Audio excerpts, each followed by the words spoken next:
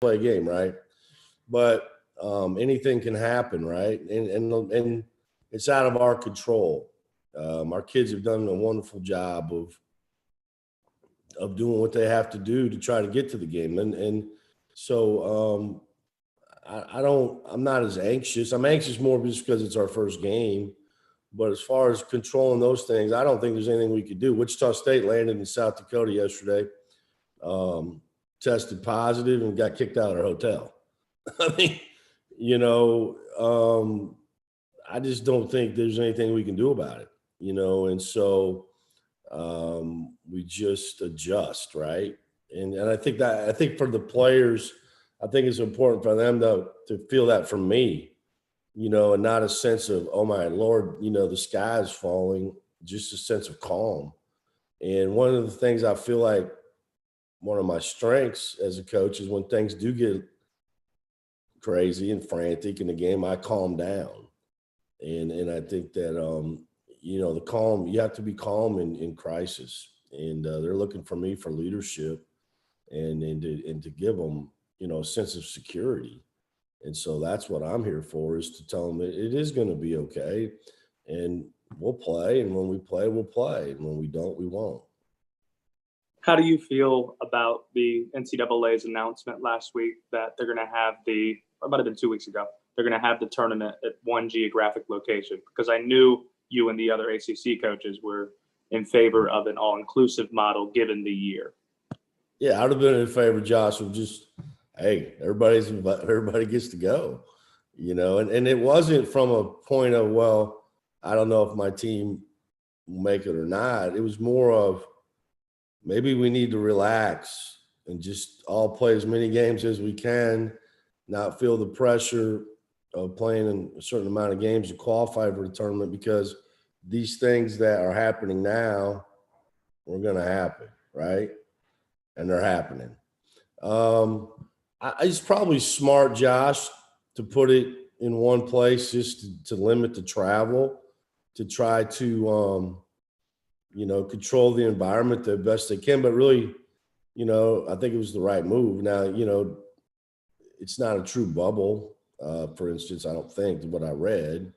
But I do think, Indianapolis is a centrally located place.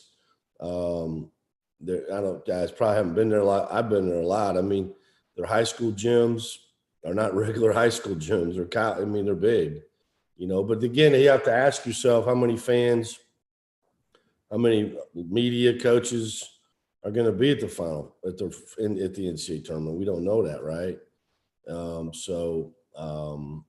But I think it was probably smart. It was smart to locate it in one place.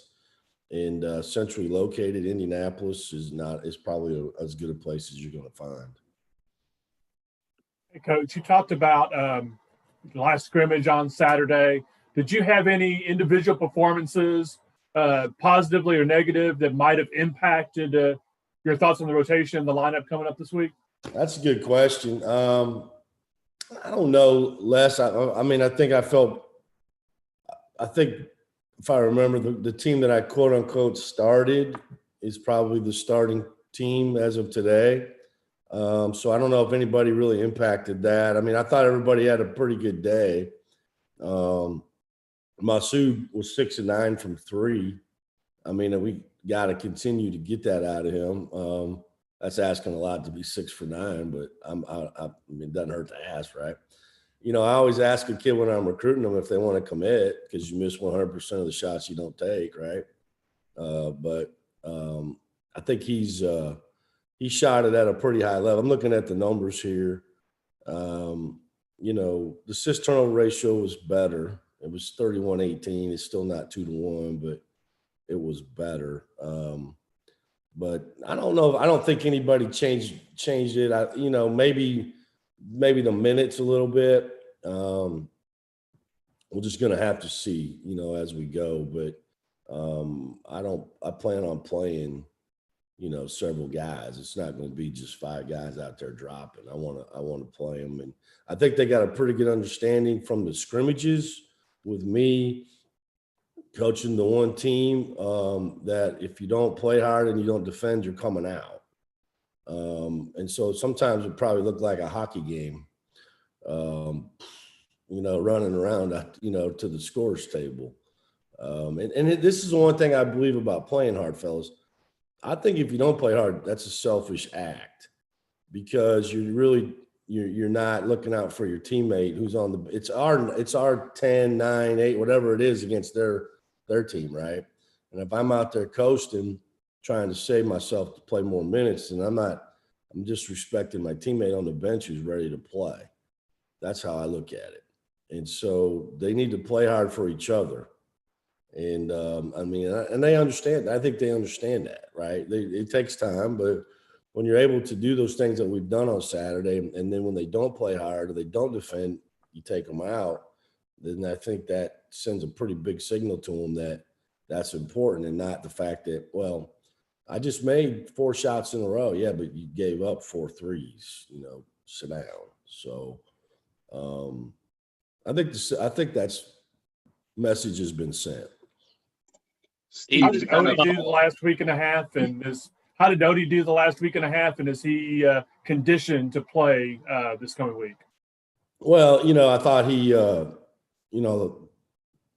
this past week he showed that he'd been out, and that's been tough, and getting back in shape, and for any player that misses, probably 3 weeks, and when you have a situation like he had where it's not 3 weeks of doing rehab either, you can't do anything, and so conditioning is always going to be a factor for any player, that misses that much practice. So that's just kind of where that's at.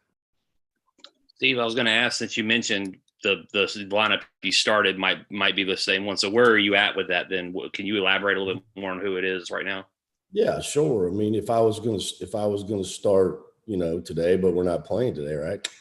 I would start Davian Williamson, and I would start Ian DeBose and Jalen Johnson, and I'd start Mucius and Masood. So that's what I started on Saturday, and there's a lot of things that that we don't control. That some things we don't control either with that. We get tested every day, and there could be, knock on wood, I hope not, injuries in practice, because I don't back down because we're the day before a game. We're going to practice.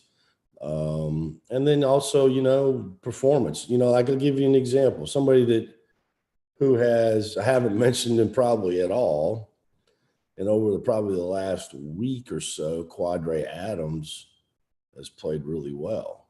Now, does that mean he's going to get a lot of playing time? Not necessarily right away, but he is a prime example of continuing to work hard.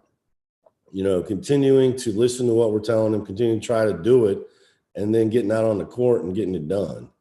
And so, he's caught my eye, the last week and a half. And so, I mean, I'm just going to be that way. I don't believe that you just show up on game day and then, the lights come on, now you're a player. I just don't subscribe to that. Either you see, how you play like you practice like you play. And the best players have to be the hardest workers. And if they're not, then we don't have a very good team. And so I've been pleased with what Quadre has shown over the last week and a half. To follow up on that, you can run through practices and half court sets and everything else, and they can do it right in practice. But when the lights come on, I mean, I know the fans are a different question this year, but how much are you prepared to kind of see, okay, I thought we were good on this, but we didn't respond well, and when it was an actual game? Yeah, good. We just always have to be able to adjust, right? And that's something that's we've always been able to do as a staff, is adjust during the games, halftime, in the second half. If something's not doing well, then I'm not afraid to do something different, okay? And that's part of getting to know your team, and then knowing your opponent too, right? And so, when I was in high school, we won the state football championship my senior year. I weighed about 100 pounds less than what I weigh now. I would have been the starting tackle on my high school football team. I was actually a wide receiver. But we had another team in our league that won the state championship in another class, but they only ran 3 plays. And if you could, and that's all they ran, and they ran it right down your throat. I don't really subscribe to that, to answer your question. I think, we have a lot of things in, a lot. And so I think we'll have several different ways to attack teams on an offensive end. Now, you're always kind of limited defensively, guys.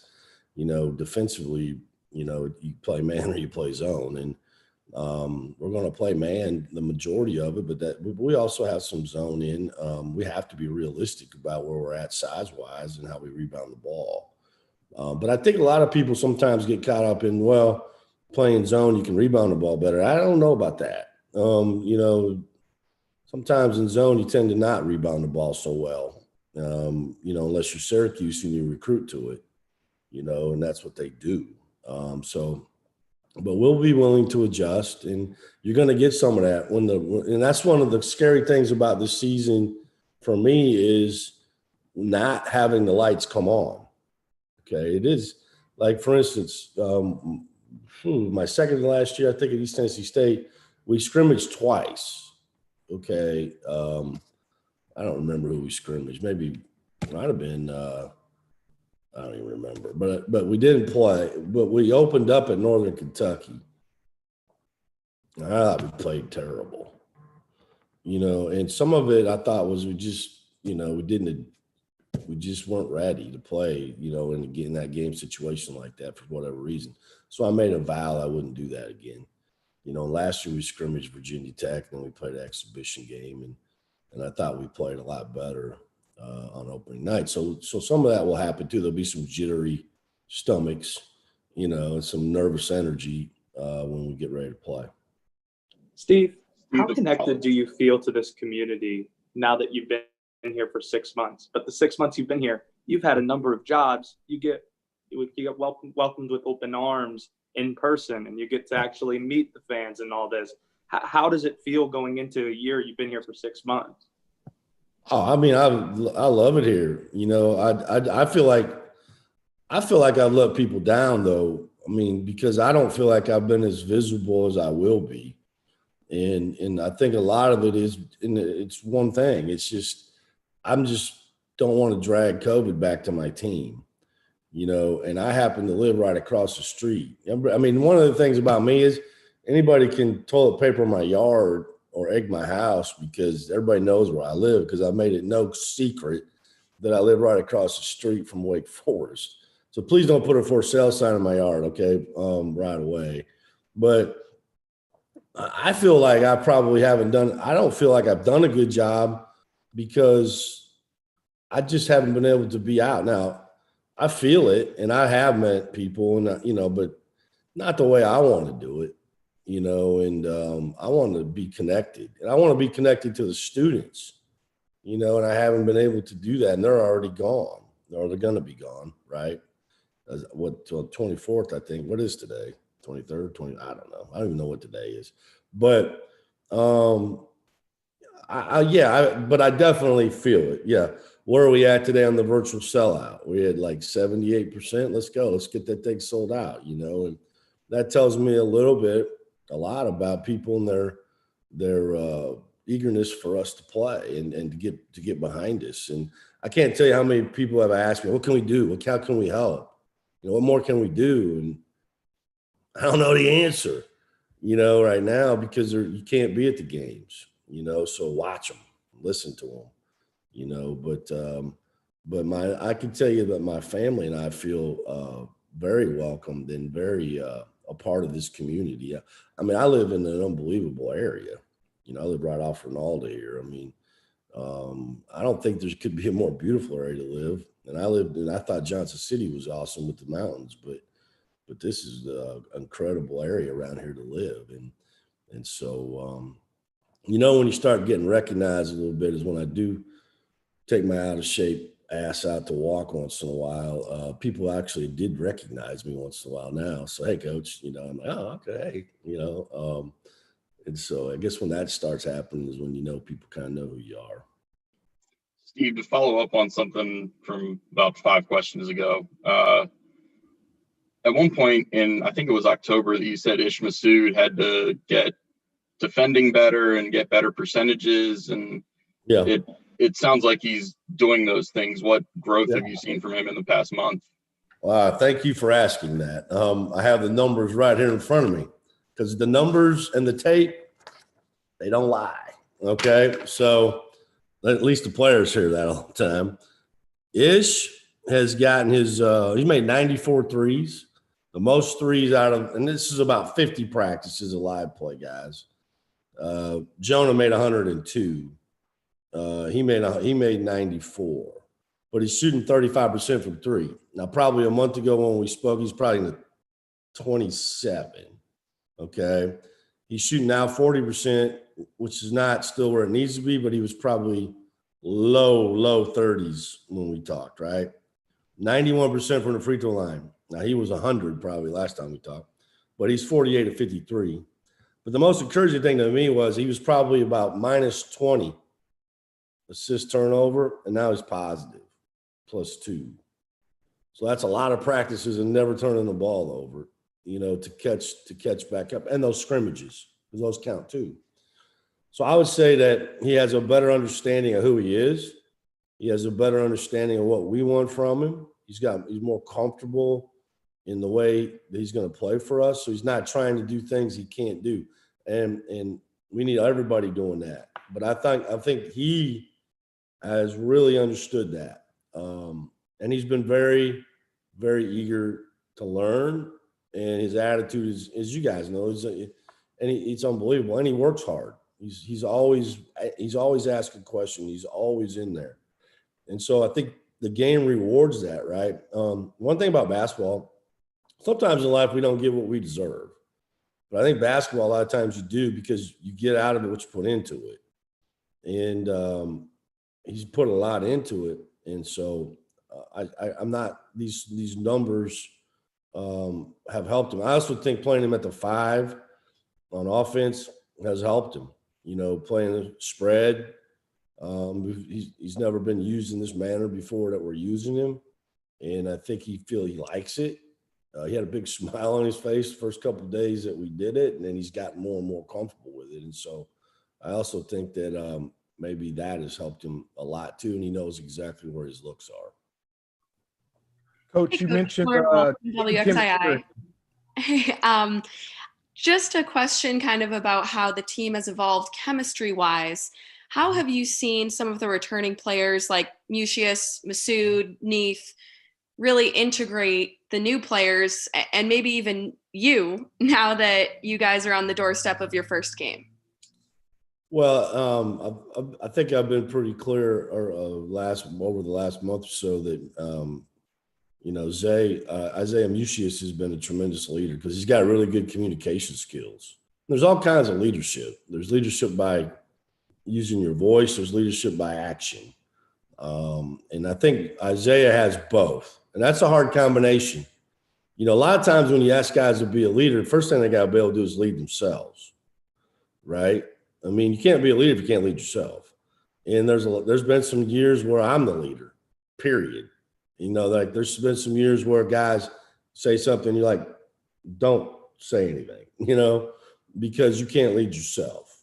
But that's not the case with Mucius. And to do that, you have to be a hard worker every day. Can't take a day off because they're looking at that. They're looking for that, everybody else. And so I've been really proud of the way he's trying. And it's hard, man, because when you're not playing well in practice and you're fatigued and you still have to be the guy, that's leadership. Leadership is doing something for other people that doesn't benefit yourself, in my mind. Leadership is doing things for other people when it does not benefit you. And when people see that, it's phony when you do it and people know you're doing it to try to help yourself. And I think he's the one guy that does that. Coach, kind of following up on that question, you mentioned the team chemistry's getting better in the last scrimmage. Would you say it's where you expected it to be? Is it farther advanced, or would you like to see more heading into your first game, especially due to the COVID-19 circumstances that kept you guys away from each other?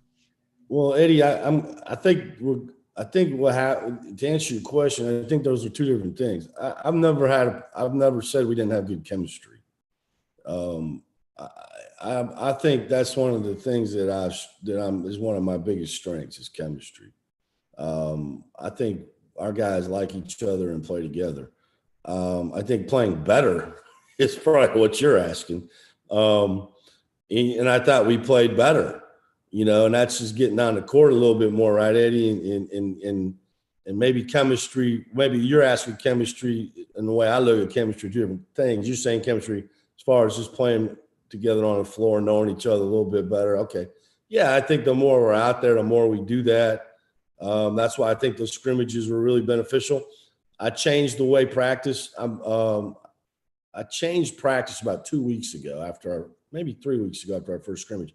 I really started doing more live action in practice because really truthfully, if you can do it in a drill, great. But if you can't carry it over to live action, they don't matter, right? And so we played a lot the last 3 weeks. And for what you just said, we have a lot of new guys. But, for me, chemistry too is how you interact and how you get along. And do you literally care about each other? Do you really like each other? And I feel like for me, I've always made practice really hard. So they do have to come together, right? It's kind of like it's them against me a little bit. And I like that. And that causes them to rely and care about each other. And if Les Johns was sitting on the baseline at practice, I'd stop practice. Say, Les, who you helping, man? Who you helping? Because if you're out of the drill, you're either clapping or you're encouraging. So there's a lot of times when we're doing things, and this is really hard for them at first, I'll stop the play and they'll think I'm going to say something about the people on the court. And I go, no. You're being selfish on the baseline. Whoa, what? You're not talking. You're not helping your team. You're not encouraging your teammates. The other thing about being on the baseline when you're out and when you can talk the action, then you can do it. And I think what you find a lot of times is guys go over there and hide on the sideline because they don't want to be in the act. They don't want to be in the heat, and they don't really know what they're doing. So if you force them to talk and you force them to talk the actions, to me, that's how you learn the best. And so the chemistry has gotten better every time we've been out. Yeah, as far as knowing each other's strengths and weaknesses, because right now it's play to your strengths, stay away from your weaknesses. The off season's about them, season's about us. So if you have been working on your double crossover between the legs step back three, and all of a sudden now you can't make it. Well, guess what? You don't get to shoot that shot anymore because it's about us. And then you can go back to working on that in the spring, and maybe you'll get to the point because again, these numbers right here tell me, pretty much what you can and can't do. Coach, your Twitter page always seems to be a gold mine for us at times. And yesterday, you tweeted that you ran into Chris Paul in the weight room. I don't know if you guys have met in person yet. I know you met in Zooms. What was that interaction like? Well, I assume that's who it was because I asked on Twitter if anybody can recognize who, this guy, this random dude that was working out in our weight room, this NBA All-Star, maybe top 50 player ever. He was awesome. I mean, you guys have met him probably more than I have. It was the first time I met him face-to-face, yes. What a great guy, great attitude, smiling. We shared a couple stories. Nurse told me that he had spent a lot of time with Chris in the bubble, and we talked about that. We talked about Fred signing for $85 million. Talked about his new team. He's excited. He said he was excited, to have Jay Crowder as a teammate. I said, yeah, because he got some JUCO and he got some dog in him. And he liked that. He's been very supportive, but he's been busy. He's got a job. He's got a family. He's got a lot of things going on. He's obviously a leader in the NBA community, but I didn't get to spend a whole bunch of time with him, but he was working out, and I'm sure we will down the road. And I've always looked to him for advice because he's really smart, and he's very proud of being a Wake Forest basketball player. And so I'm happy. I'm looking forward to getting to know him even better. But, I heard this rumor that this guy was working out in our weight room, and I wanted to go down and make sure it was somebody that belonged in there. Just happened to be Chris Paul. Steve, to ask you a quick recruiting question. Sure. That class that you signed, Carter Witt, as a guy who was going to enroll early. Yeah. Now, I'm curious, can he play this season? Is the goal just to get him here to kind of fast track him for next season and get in the weight room and all that stuff? Or is there like a possibility that he appears later in the season? Well, I left it up to him, Ethan. I didn't sign him like, hey, you got to play. It's up to him. And so what will happen is, first of all, he's got to get in shape. He's got to learn the system. He's got to, get stronger and do all those things, right? And feel comfortable. And if he comes to me and says, and there's only 4 games left, and he says, hey, coach, I'm ready to go, then I'm going to get him in there. Okay. But if he doesn't, then he doesn't. And I don't want to put him in a position to fail. Not that he would, because I don't think he would. I think he's a hell of a player. But I think it's got to be that he feels comfortable doing that, not me, but him. And so, as of right now, the plan is for him to come in. He probably won't get here till after Christmas. Okay. And sometime shortly after, and then he'll start working out and lifting and getting in shape, practicing. Obviously, it's another person in practice, right? Make practice more competitive, which I like. And then we'll see where he is. But I think he's a guy that he's a seasoned guy with the ball in his hands. He sees the floor like a coach. And I'm excited, to have him like I am, Robert McCray, who's a tremendous athlete, and Cam Hildreth's playing on the senior team right now. There are 24 guys tried out for the senior FIBA team. They took 14 over to Europe today, and he went. And, that's the precursor to trying to make the Olympic team. And he's playing with older men, and I know there's been some discussion, well, how good is it? Well, I mean, no disrespect, but we're playing against men versus high school players, probably pretty good, and as you've seen his numbers, he can put the ball in the hole. And so I'm really pleased and excited about these guys, man. We got to get some more, but I thought it was a great start. And the crazy thing is, fellas, never met him face to face. That's crazy. With Carter, with that situation with Carter enrolling him early, is that something that is happening more often than maybe like I realize, or is that going to be something that basketball tries to start incorporating more? I know football does it often, though, early enrollment. Spring practice. Yeah. I think this year you probably saw a little, because of 2 things. One, the uncertainty if there's going to be a high school season, and then the pandemic, and them getting their year back. It's a freebie, right? So do I think that's a trend in basketball? I wouldn't say so, unless we stay in a pandemic for the next 2 years, which please tell me that's not going to happen. No, I don't think so. I don't think. I haven't really thought about it, Ethan, but my guess is it's just a sign of the times. Now, there'll be probably a handful of guys sometimes that maybe want to come. You can practice, get ready for the following year. But I think that you'll probably not see that as much as you probably saw it this year, be my guess. Steve, is the non-conference schedule kind of final the way it is, or is that a ridiculous notion in 2020? That's a ridiculous notion.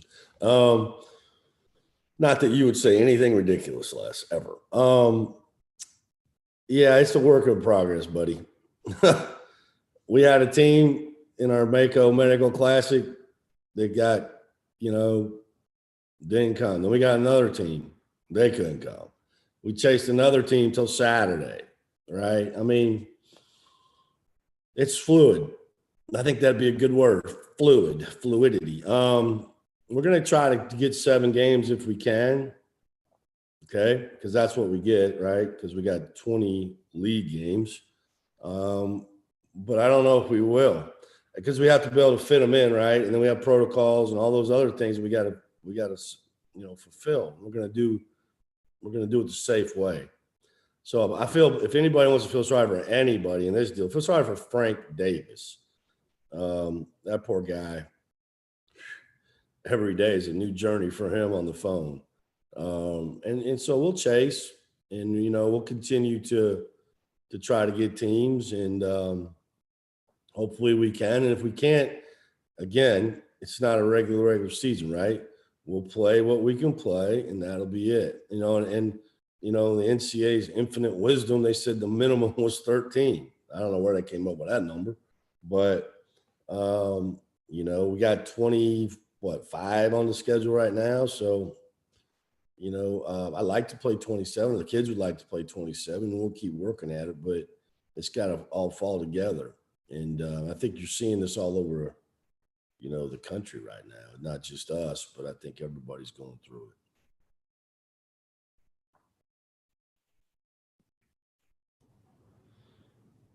it. Anything else?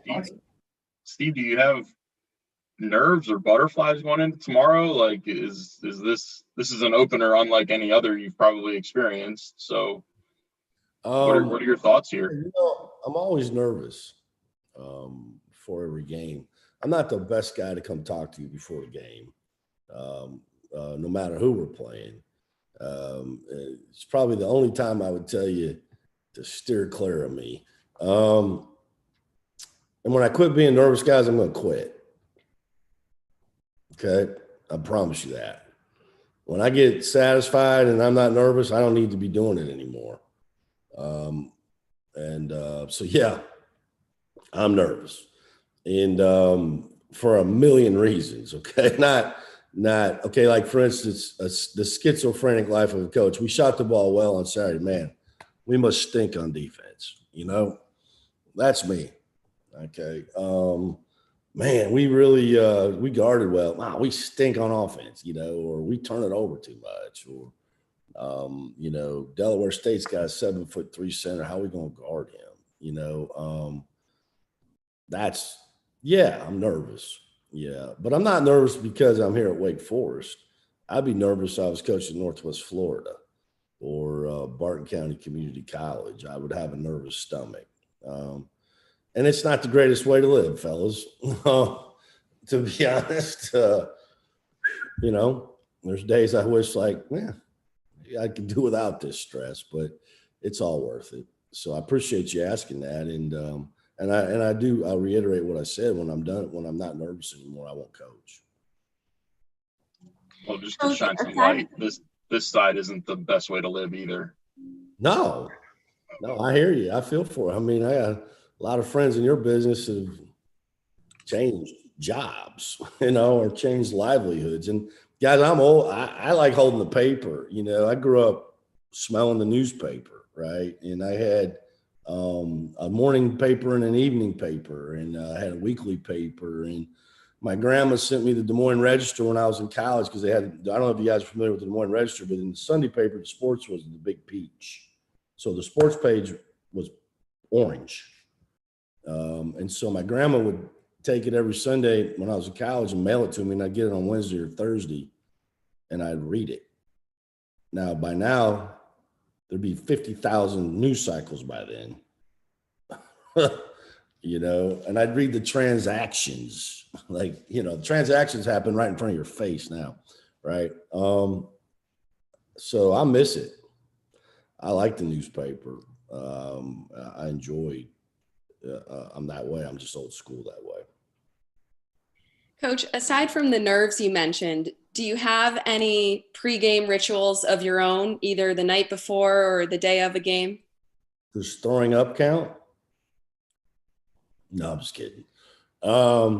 Do I have any rituals? Yeah, the night before the game, I honestly, Lauren, I try to get some sleep. I guess the quote unquote hay is in the barn, right? And so I try to sleep the night before game.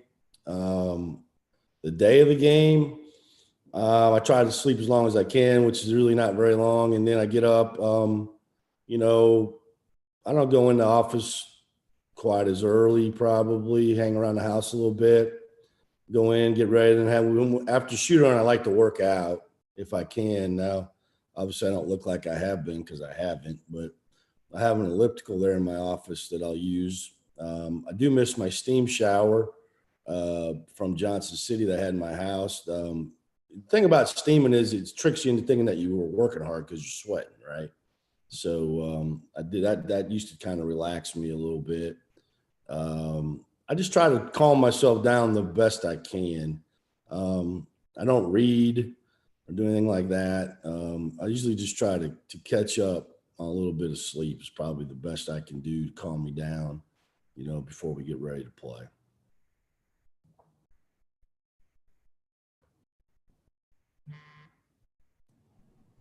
Anything else, guys?